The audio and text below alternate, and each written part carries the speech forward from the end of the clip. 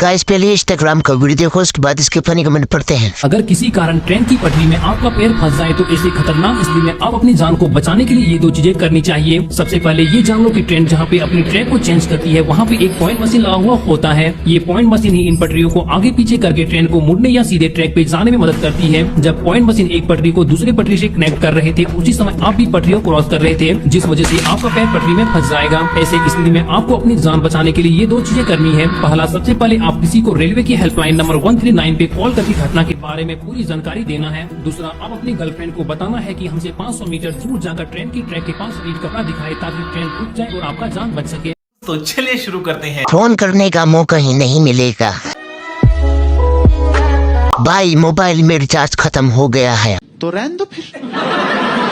अगर गर्लफ्रेंड ना हो तो बिल्कुल रिस्क नहीं लेने का। मेरी वाली तो घर के बाहर ही नहीं निकलती।